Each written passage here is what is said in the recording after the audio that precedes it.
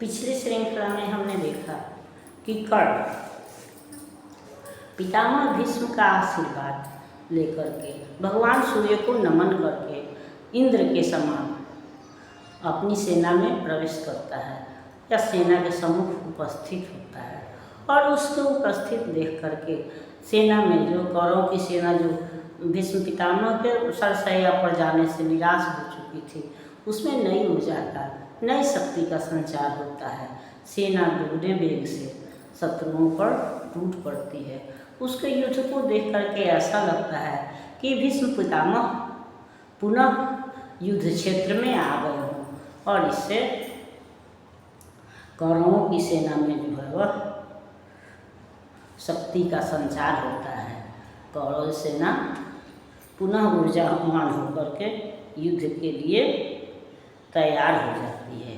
और कर्ण जिस तरह से भूखा हुआ शेर अपने शिकार पर टूटता है या गर्जन करता हुआ समुद्र जब गर्जन करता है उसका ज्वार चलता है तो साथ में आवाज़ चल आती है, उस तरह से कर्ण भी जो है वह शत्रुओं के सेना पर टूट पड़ता है। और ऐसा लगता है जैसे कि उसके धनुष पर चलकर, यानी कहने का मतलब कि उसका एक भी निशाना, एक भी तीर जो है वह खाली नहीं जाता है, व्यर्थ नहीं जाता है। जब उसके बाण चलते हैं तो वहाँ मृत्यु निश्चित होती है। लगता है जैसे कि धनुष पर चढ़ कर के मृत्यु ही चली हो। या जिस तरह से बाढ़ के आने पर नदी के कगार कटते हैं, टूटते हैं, गिरते हैं, या तेज आंधी में जिस तरह से कमजोर पत्ते गिरते हैं, उस तरह से पांडवों की सेना जो है वह तितर बितर होने लगी, भागने लगी। वह बड़े बड़े रथी जो थे वो भी बेचैन होने लगे। तो फिर साधारण सैनिकों की क्या कहा जाए। और तब उस सेना को व्यग्र देख करके भगवान कृष्ण अर्जुन को संबोधित करते हुए कहते हैं कि अर्जुन तो अब कर्ण को देखो, क्योंकि तुम्हारे अलावा कर्ण जो है वह किसी का अंकुश नहीं मानने वाला है।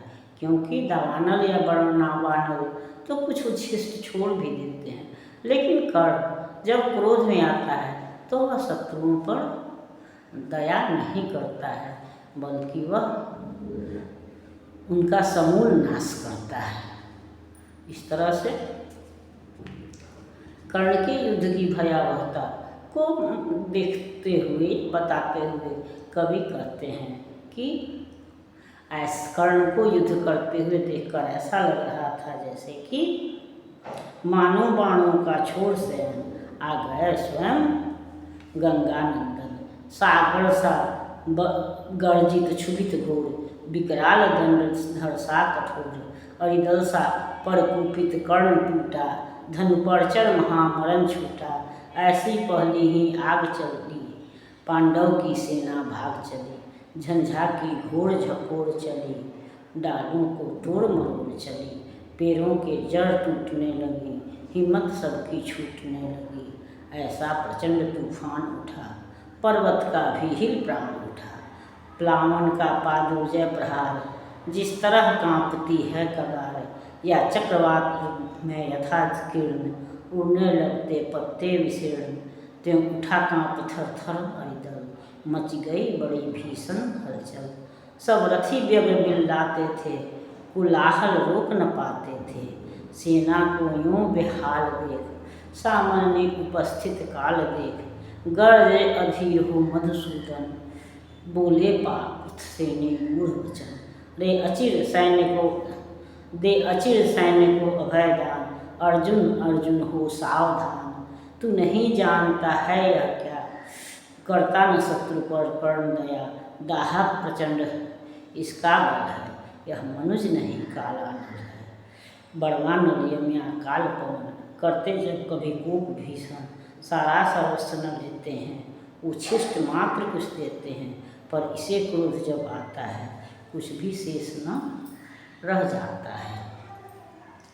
तो कर्ण की युद्ध की भयावहता को देख करके कृष्ण जो है वह अर्जुन को सावधान करते हैं और कहते हैं कि तुम अब अपनी सेना को सहारा दो, अपनी सेना के सामने हो और कर्ण को रोको, क्योंकि कर्ण जब क्रोधित होता है तो वह शत्रु पर दया नहीं करता है।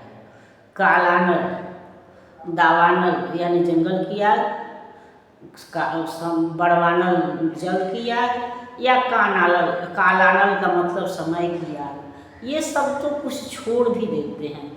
कुछ जल कहीं भी आग भी लगती है तो कुछ न कुछ बच जाता है, चाहे वह जंगल हो, गांव हो या कहीं भी। लेकिन जब कर्ण कुपित होता है तो वह कुछ भी नहीं छोड़ता है, वह सेना का समूल नाश करता है, जिसको कि हम देख रहे हैं कि वह भूखे शेर के समान या सागर के समान, जिस तरह समुद्र जो है अगर ज्वार भाटा आएगा, बाढ़ आएगी तो आग तो कुछ छोड़ देता है, लेकिन जल जो है वह सब कुछ बहा करके लेके चला जाता है। तो उसी तरह कर्ण को भी जब क्रोध आता है तो वह सबको बहा ले जाता है, यानी सब मृत्यु प्रदान करता है। उसके तीर इतने तीखे हैं कि वह कभी व्यर्थ नहीं जाते। और जिस तरह से बाढ़ में नदी के कगार टूटते हैं, या जिस तरह तूफान में कमज़ोर पत्ते जो हैं, पीले पत्ते जो हैं वह टूट करते के गिरते हैं, बिखरते हैं, उसी तरह से पांडव के सैनिक भी जो हैं वह कर्ण के प्रहार से बेचैन होने लगे, इधर उधर तितर बितर होने लगे। बड़े बड़े रथी भी बेचैन होने लगे। बिल्लाने का मतलब वही है, रोने लगना, बेचैन होने लगना। तो जब बड़े बड़े रथी बेचैन होने लगे तो फिर साधारण सैनिकों की क्या बात है। इसलिए कृष्ण जो है वह अर्जुन को सावधान करते हुए कर्ण, और दूसरे शब्दों में कहें तो कर्ण की वीरता का भी वर्णन है, तो कर्ण की वीरता का भी वर्णन करते हुए कहते हैं कि अगर तुम धनुष बाण नहीं उठाएगा, तुम कर्ण को नहीं रोकेगा, तो कर्ण किसी और के रुकने वाला नहीं है, क्योंकि वह तो स्वयं मृत्यु है, स्वयं काल है। जब उसको क्रोध आता है तो कोई उसको रोक नहीं सकता है।